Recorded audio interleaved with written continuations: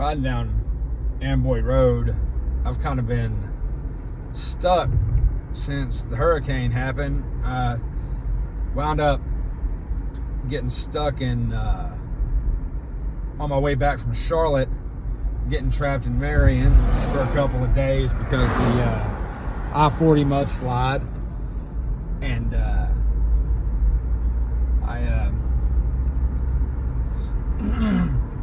finally got home, and my friends that I was staying with in Marion, I ended up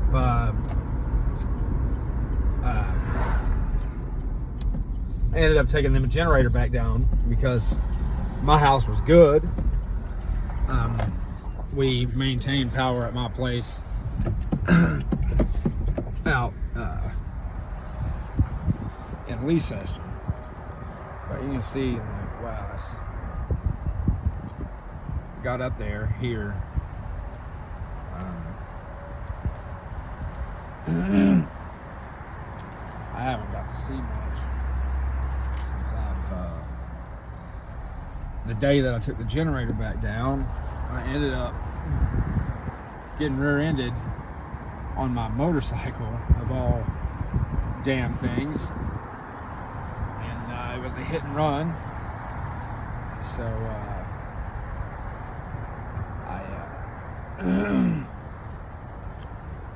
I wound up breaking 4 ribs twice. I fractured 3 vertebrae in my back, ruptured my spleen, and just generally got fucked up. And now I'm dealing with infection and fluid on my lungs and all kinds of complications from the injury. So I'll be clearing my throat a lot. But yeah, I've lived in Asheville most of my life, and I've never seen nothing like this. I mean, there was a pretty bad flood in '04, but this is it's pretty wild, because this is all, I don't even know, is this a French Broad here that came out of the banks out here on Amboy Road, or no, this isn't even the worst of it, you know.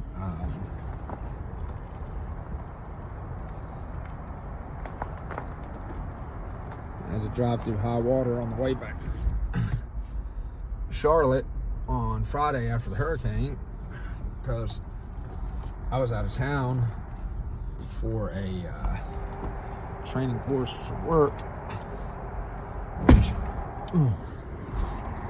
I think I'm going to end up losing that job because I can't do it right now. I was physically not capable. I keep running a fever.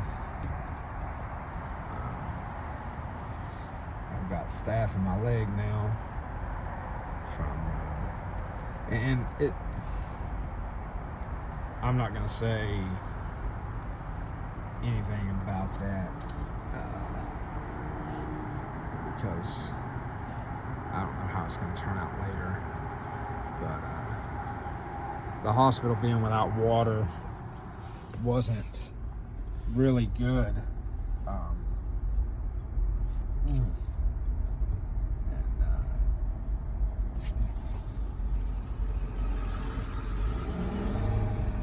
It's just been a pretty hectic time, but I have a real bad laceration on my leg from the hit and run. That's definitely started to get out of hand as far as infection and stuff goes. But I'm on 4 different antibiotics, and I think I'm doing well for 3 weeks after a pretty major accident. I'm on my feet. I'm attempting to work, but I'm staying sick right now. Dang.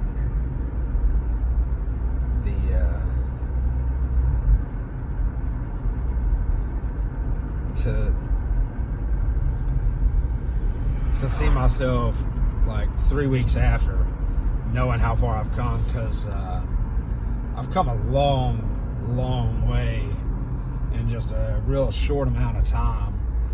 Because like I was hurt bad. It took me 5 days to get to my feet. When I went down, I didn't even try to stand up. I actually just crawled back to my motorcycle to dial 911 when I watched the car drive away. I can't tell you what kind of car it was. All I saw was taillights. To be honest, I don't remember much of it. I was in a completely different place than where I thought I was when I wrecked, and that just shows you how fast things happen. I was about a quarter mile farther than where I thought the accident took place. My best friend and his wife, who's also my best friend, I grew up with both of them, known them both 30 plus years. They got to me from their house almost as fast as the ambulance and fire department did. They just barely got beat, and the fire department was literally a block away from where I was. I'm rolling into the River Arts District down here, and we would have been underwater during the flood right now. Right now, where we're sitting, probably higher than this, we would have definitely been holding our breath. And I drove through Swannanoa, and it's way worse than this. This is bad. I mean, this is bad. But Swannanoa looks like a damn atomic bomb went off. I mean, here we got sinkholes, and man, it smells down here.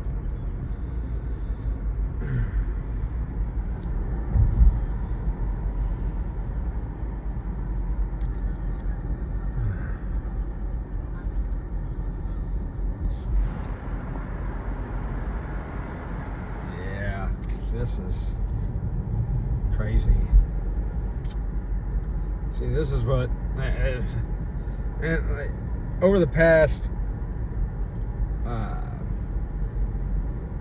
15 years or so, they've worked real hard building up the River Arts District. It's been a huge undertaking that they've improved this area down there. They've put a lot of money into this part of Asheville. And honestly, looking at it right now, the way it looks,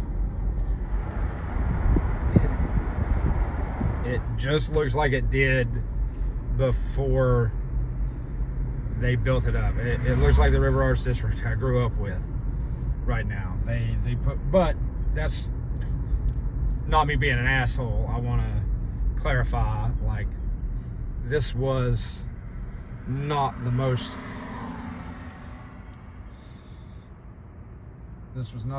beautiful part of this city.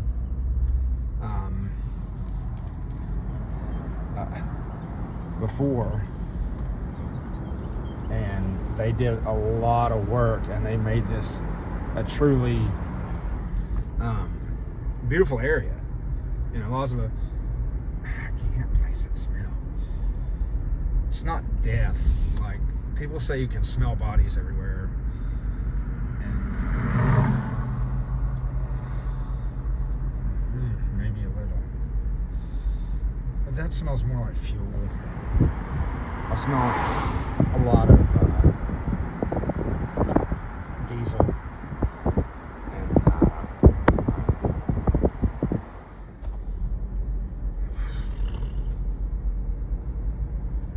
and it's pretty crazy.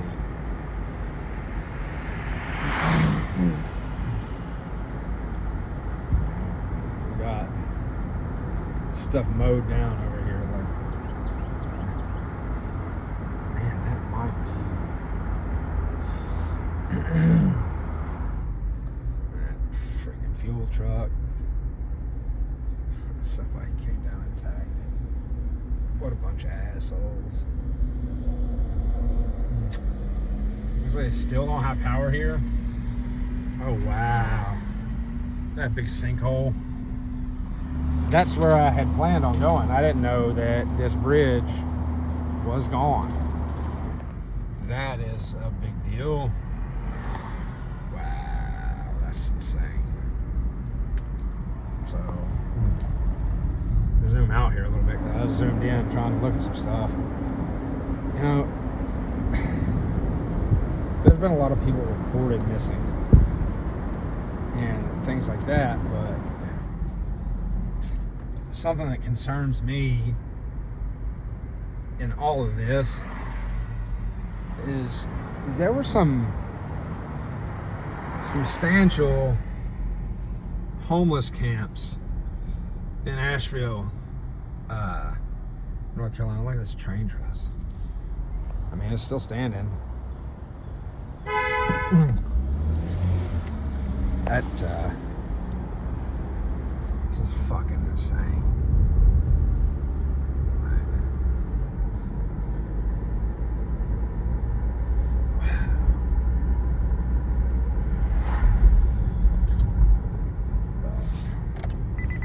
These homeless camps concern me. Like, where did these people go that I know where a few of them were, and I've seen video of the area just being decimated when this water showed up. And you know, there's nobody to report these people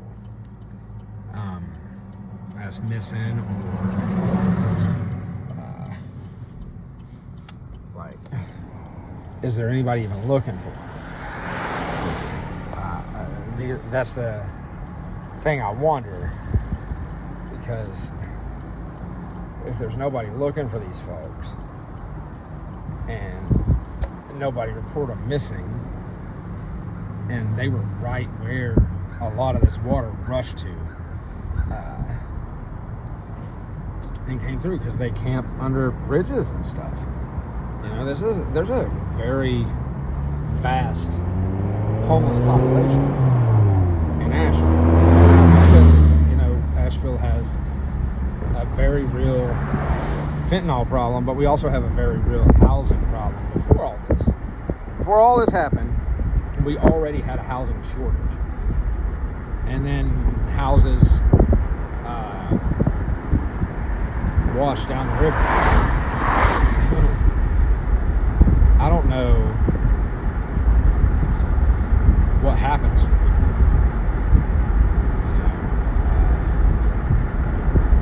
What is this going to do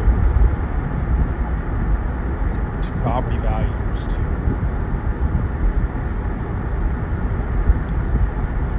things like that, this thing's going. Are these hedge fund groups like BlackRock gonna come in here? It was almost up on I-26. That's how high this water was. Right here next to O'Reilly's, gone. O'Reilly's, wow.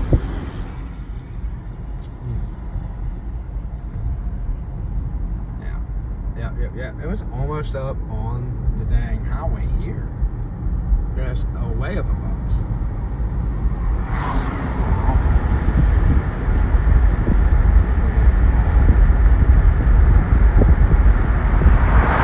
Stop bomb, of course.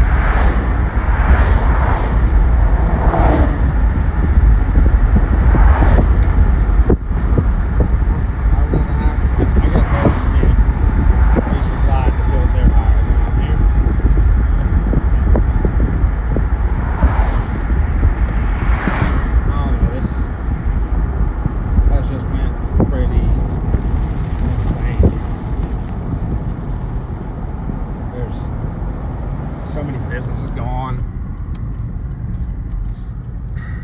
Loss of life, loss of homes. Something worries me too is the railroad tracks. If you go downriver a little ways, just about everywhere that the river bends, the tracks are washed out. It looks like they've started trying to come dump some new gravel down to backfill on the tracks a little bit. But, man, that's going to be a long-ass recovery effort, too.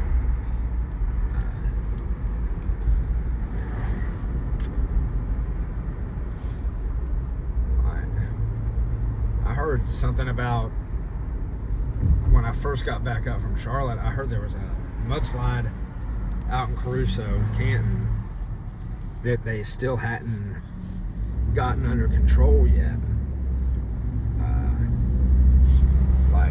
And that was the Tuesday after the hurricane on Friday. The hurricane hit on Friday, it rained Wednesday, Thursday, and the hurricane came up through here Friday and just ripped everything apart.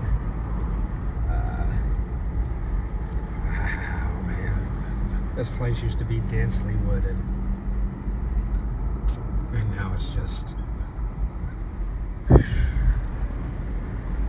old hardwood. Like, you've got man,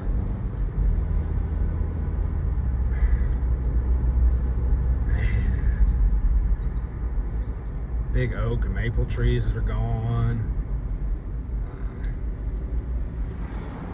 Look at that, just ripped it up, man. That's just crazy. I just kind of wanted to run through and get eyes on something. You know, I hadn't been able to really check anything out since all this happened. And wow, that's zoomed way out. Like, what the hell? I don't know what I'm doing. I'm not a cameraman. Yeah, it reminds me of an old joke I heard. What do you call a ginger in a porno? A cameraman. Get it? Soul's not all they're lacking. But anyway, I'm a ginger, by the way. I'll have to tell that joke.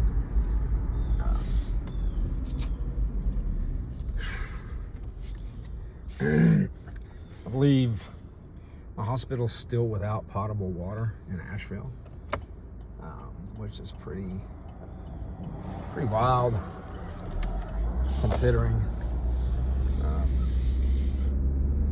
Like, when I was up there,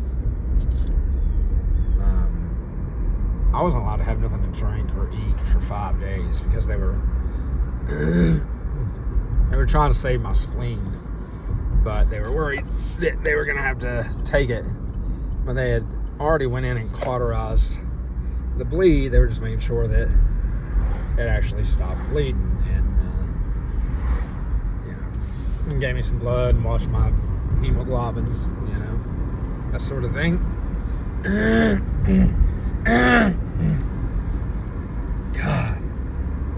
broken ribs suck. It's like my scapula got used as a as a wedge to break everything under it. So a little jacked up, but it's not so bad. I'm pissing a lot of people off this morning. Got people behind me and stuff that are see, I didn't realize how intense the winds got. Like,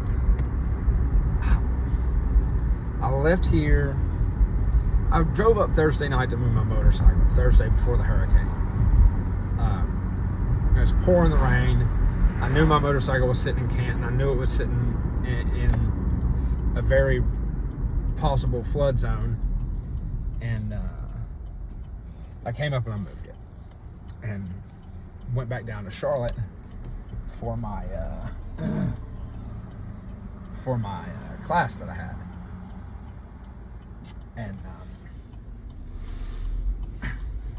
I drove through the night Thursday night and got down there because I crashed for a little while when I got here, but it took me to 10 o'clock that night to get here Thursday night after leaving there at like 5:30. So it took 5 hours from Charlotte to here just because it was raining that hard and people had lost their mind. So I got back up to Canton. I moved my bike, jumped in my car, drove home. I napped for a couple hours. I left up here about 2:30 a.m., jumped on I-40 and ran down to Charlotte. And I never saw any intense winds. I got into tornado warnings and watches once I got back down to Charlotte, the Piedmont area down there where it flattens out. And I had to go through some high water a couple times. Just because of the sheer amount of rain, but you know, it never. My car started running funny after that, but I never saw the 100-mile-an-hour winds that people are talking about. I didn't understand when I left Charlotte that day at 5 or 12 in the afternoon on Friday after the hurricane, and I started headed back up. It just road closed. It kept directing me down different, just changing my route, you know. It kicked me off 74, 26 was shut down. It tried to take me up through Lake Lure, and then that road was closed, and which I should have known, but there was no more phone service at a certain point, so there was no way to know. And then it was just down one dead-end road after the other. I went down one road, the bridge was out, turned around and come back, and I don't know where the water had come from, but I wound up having to drive through water that was up to right about my windows in my car, my Mustang. And I think when I hit that cold water, that's what really did me in, because after that I started burning water. I think it worked ahead when I got into that deep water, and I'd been driving for so long, but it started burning water, and so I had to keep driving on it. I stopped and I filled up the water jug that I had and started just pouring water into it, and kept stopping and filling it up and dumping it in the radiator, and stopping and filling it up, dumping it in the radiator. And you know, I eventually made it to Old Fort, where they had everybody going west stopped at the bottom of Old Fort Mountain at the McDonald's and Exxon down there. And nothing was open. There was no emergency supplies down there. And these were people from out of state that just weren't prepared for this kind of thing. So they were just trying to head west. I just needed to get a few more miles down the road and I couldn't get through. And these people were stuck there. I luckily had good friends in the Marion area, and was able to. Well, I just pulled up on them because nobody's, like, the cell towers were down. I pulled up on their house, and I was able to get to them, and they gave me a place to stay from Friday until the following Tuesday. I helped with groceries once the store opened up, and I was able to use my card. And then that following Tuesday, I headed back up the mountain toward Leicester, and got up here and parked my car, got my bike, and got my mom to bring her SUV out, and we loaded up this generator and took down there to my buddy, so that had let me stay because everything in their freezer was about to spoil. So we got them hooked up, and everything didn't defrost, so they got to keep their deep freezer shit. You know, they lost everything in their fridge, but we got them some power cut back on that Wednesday, and my mom headed back up the mountain. I sat down there and waited on my buddy to get off because, you know, I didn't want to just come hook up a generator and then run out without saying hey, you know. And alright, so after that, hung out with them. I'd started working on some throttle cables on my bike because I've extended my handlebars and stuff. And long story short, I was doing projects, and I meant to do the brake lines, but power company showed up, started cutting trees, so I had to move, and I had to delay that and put it off and back burner it. And well, we ended up pinching the kill switch wire when we were putting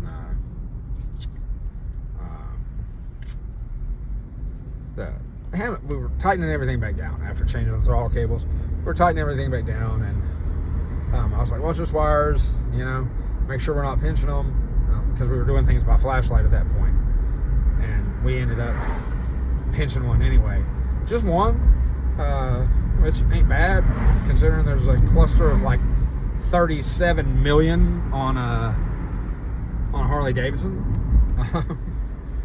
So we pinched the kill switch wire, so it wasn't reading that the bike was turned to run, so I couldn't even jump it. I was hoping it was just the push button start wire that we pinched, but it was the kill switch. So I tried to leave around 1:30 and had to take some things apart and fix some wires in the dark with a flashlight. And like, when I did it, I pulled my brake line. My brake line's a little taut, which wouldn't have been a problem had I not had to counter steer as hard as I had to counter steer. So my brake lines aren't long enough, barely not long enough for the handlebars that are on it. Well, for the riser that's on it. And when I got clipped in the rear end, it kicked my ass end out from under me because it was like they were trying to swerve to dodge me once they saw me, but they didn't see me until, well, it was too late. So I started sliding with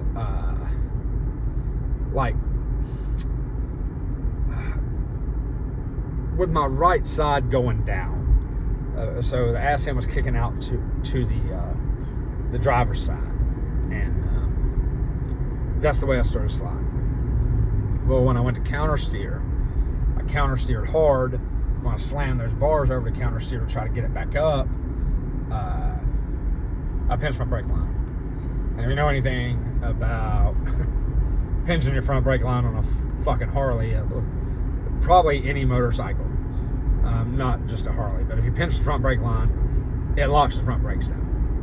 It sends the fluid to the caliper, then it can't get out because it's kinked. So it's unable to push it back into the master cylinder because these aren't ABS, So once it kinked, it went from sliding out from under me to my right to locking the front wheel down and high-siding me and just fucking body slamming me like Ric Flair or something, So it just sucked. It was a bad gig, but a foot peg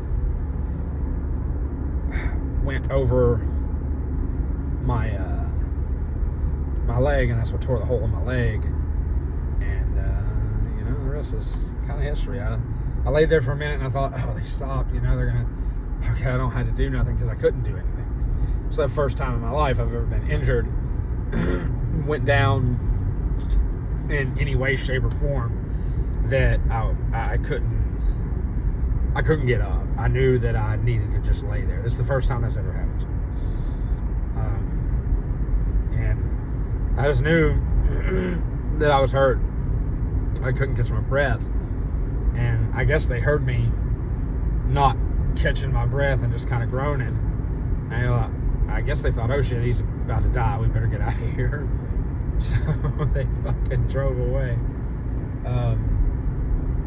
So here I am, like, fuck, man, now I gotta do stuff. And I've got a little $15 or $10 anti-vibration phone mount from Temu that I've got mounted to my handlebar. And that fucking thing saved my life because my phone was exactly where I'd left it when I crawled back to the bike. If it hadn't held my phone in the way that it was supposed to, I didn't have the energy to look for it. I was pouring blood out of my leg. I had internal bleeding. Everything moved on the left side. Like, man, I can't explain it. Like, it just, everything felt like it was moving on my left side. And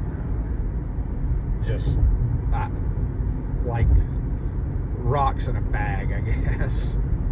I just felt like I was gonna rip open and everything was gonna fall out of that side.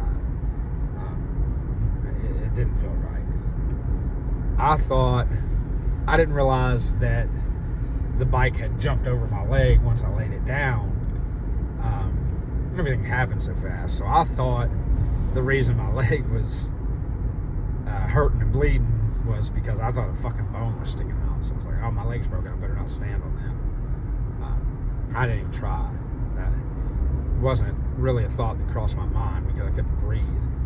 I was talking to the 911 operator, and while I was on the phone with them,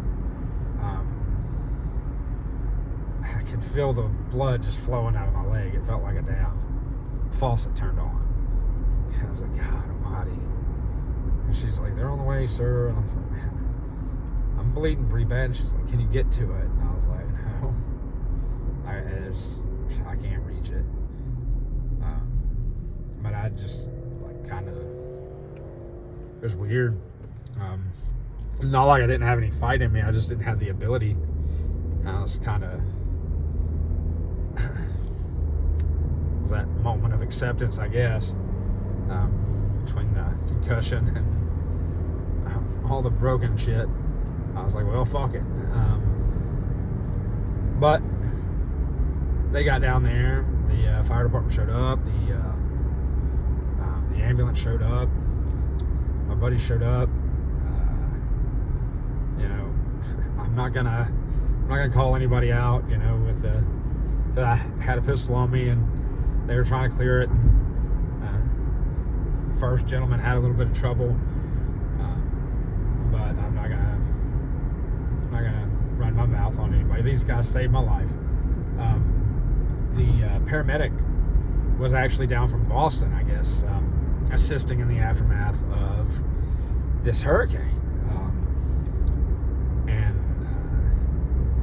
I hope he doesn't mind. And his name was Max. He reminded me a lot of my brother. Me and my brother aren't in touch. We're not in contact with each other lately. We were actually really good friends not long ago. But we've kind of went our separate ways here recently. But Max was just top notch, man. The guy freaking saved my life. He stopped the bleeding. He kept me comfortable. He talked to me the whole way to the hospital. He put the IVs in my hand on the move, and put them where I requested them, because I was like, man, I like them in my hand, because, well, the amount of arthritis in my hands, I don't really notice a little pinprick. So I hate them in my arms. I wound up with one in my bicep by the end of it, which was freaking horrible. I mean, the guy did a great job, but still not a comfortable place for an IV. Max got me to the hospital.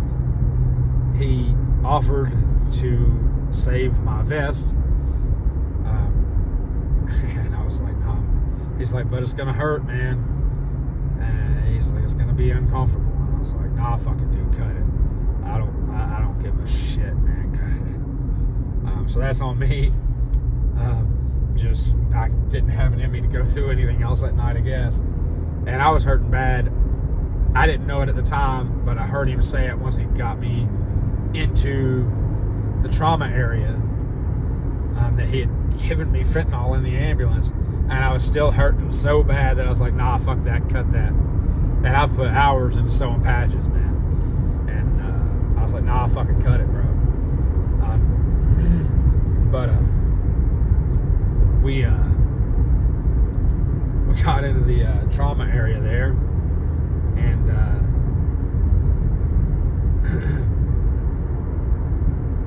like, everybody just went to work.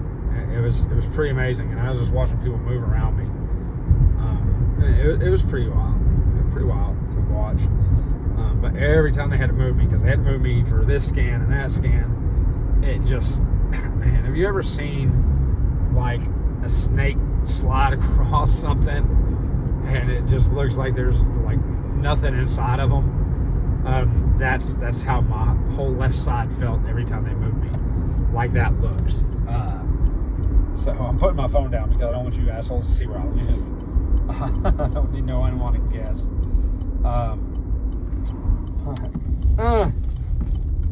Fucking turning sucks. But yeah, man, it was just a pretty wild experience. The nurses up in trauma, give them a shout out. Olivia and Allie, congratulations, she just got married. And we had Shelby on night shift, and Keisha, top notch, man. They took really good care of me, and I actually started bargaining with them there at the end, because I had went so long without being allowed to drink anything that I was like, no, man, I'm not doing this anymore. You can't have any more blood until I can have some water. And they're like, that's a fair deal. You can have one little sip anytime we come in to do whatever. So they we played a cool game with it, you know. The last day up there, I think there was something going on down the hall, and Olivia was having a rough day that last day that she worked. I don't know what was going on with her other patient, but I wish I would have been more patient with them while whatever was going on, because looking back, I felt a little bit like a petulant child, being so impatient. But in my defense, I was in a lot of pain. I was hurting so bad that I can't even explain it.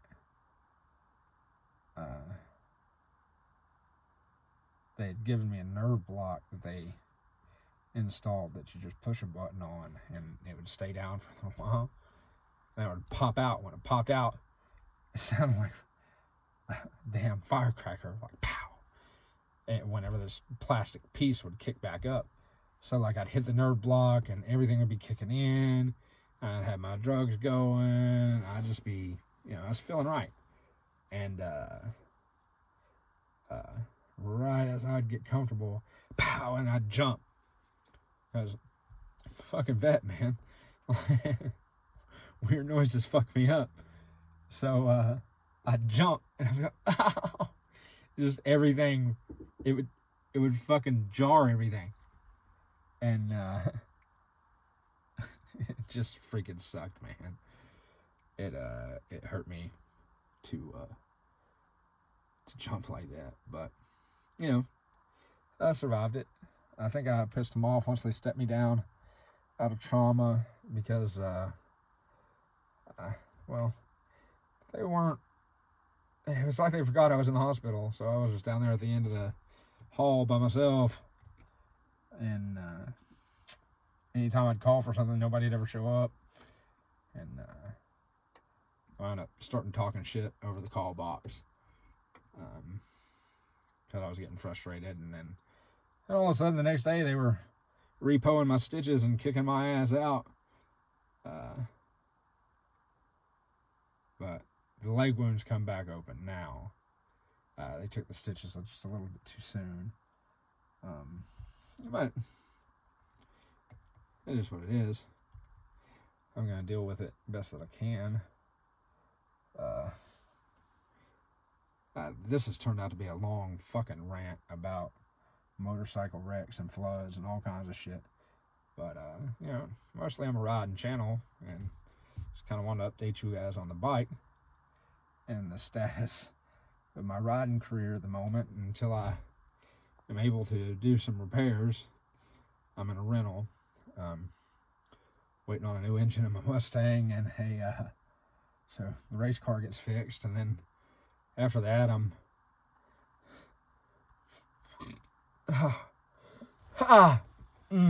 waiting on an opportunity to get down there and work on my bike, which I'm gonna try to get Monday if I can. Get down there and just turn a wrench on it a little bit, take some brake fluid down, and hopefully my brake pads will be in. And then I'll just get down there and work on it, get it back up to snuff, and maybe a little bit of sand and sandpaper, and gonna have to remove all my decals because I fucked one side up pretty bad. There's no real bad dents or dings. My fairing's worse for wear, but I had actually just sanded it to repaint. So I'll probably, it's getting to be the winter months, I'll probably pull the tank. Once I get it back up here, I'll pull the bike down here into the bottom, pull the tank, and pull my fenders, and get them into my shed. And I think I'm going to go a different color. Like I had been doing this black, gold, and red kind of thing, and I'm thinking now that I want to go like a dark slate gray for the tank and the fenders and the fairing. And then I don't know what I'm going to do with the chrome, but I'm going to figure it out. And I'm thinking the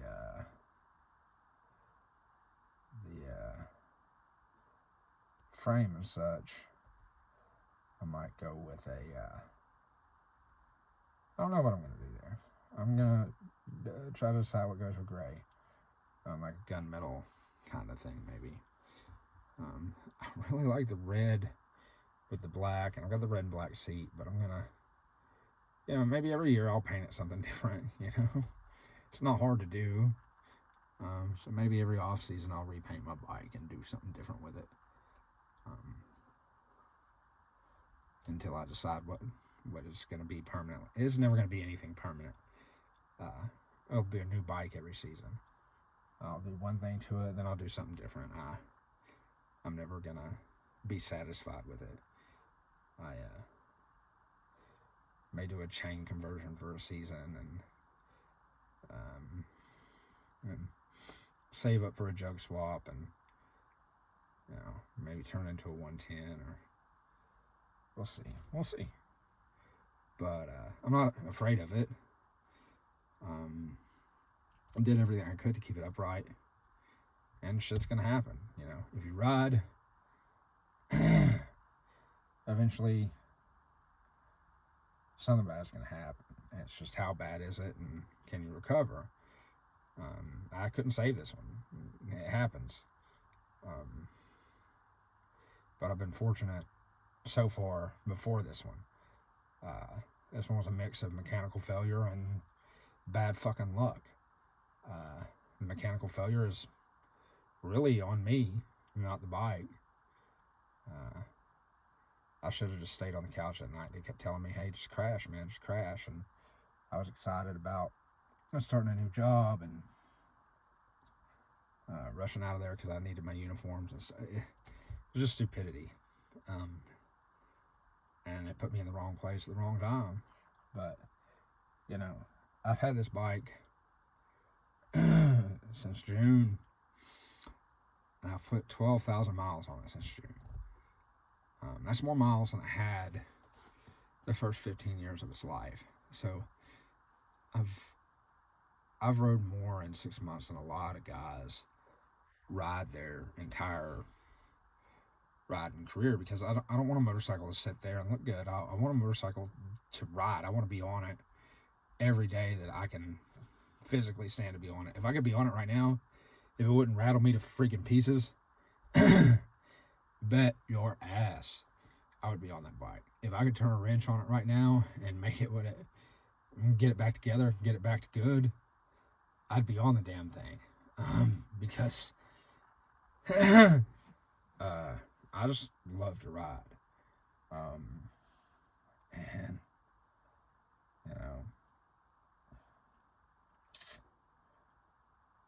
I couldn't handle the jarring of it right now. Even at idle, I don't think my body would hold together for it. Not yet. I've got a couple more weeks of recovery. They say it takes 6 to 8 weeks for a rib to heal, and I've got 4 broken ones. So, I don't know. The muscles around everything are starting to hurt now because, that's what happens. Is one thing starts healing, other things start hurting. But anyway, it's a long video. I showed you some flooding damage. We talked about motorcycle wrecks and hospitals and assholes that run you over and drive away. Alright.